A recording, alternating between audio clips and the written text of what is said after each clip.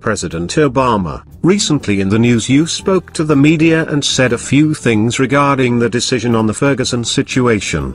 Here is some of what you said. Quote, "This is a country that allows everybody to express their views.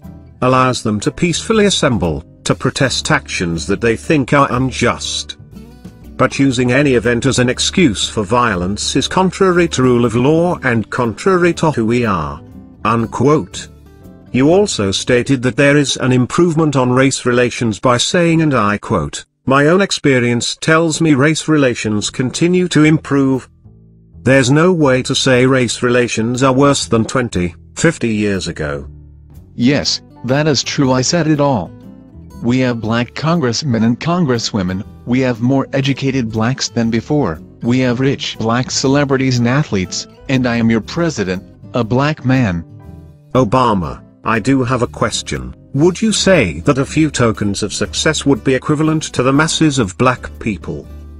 20 years ago the so-called first black president Bill Clinton was in office, and you tell me that now is an improvement upon that? He implemented the 3 strikes law, which locked up many black men who were non-violent offenders.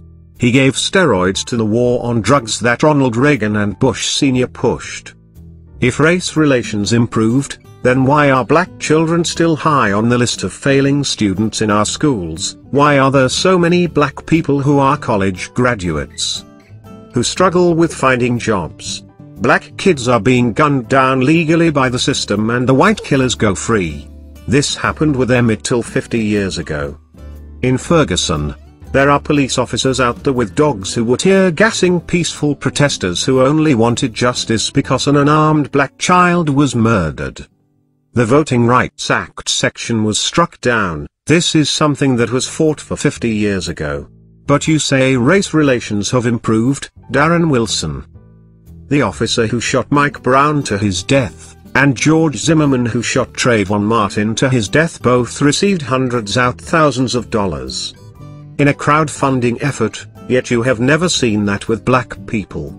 Also, didn't the military just say that it was okay to refer to black people as Negroes?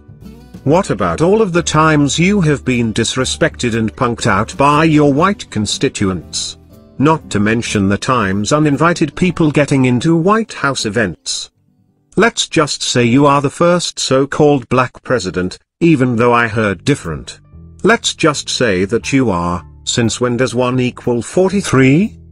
I have never heard you speak against the police officers throwing tear gas at the peaceful protesters. I also did not hear you criticize the Ku Klux Klan. Remember, they said that they would be ready to do harm to the protesters. This is in 2014 under your leadership, Obama. I have to agree with Jesse Jackson. You don't talk to the black people who supported you with no demands, you talk at them. And now you want to say that they should stand down after the grand jury makes a decision. You are being very insulting. Please talk to us about this.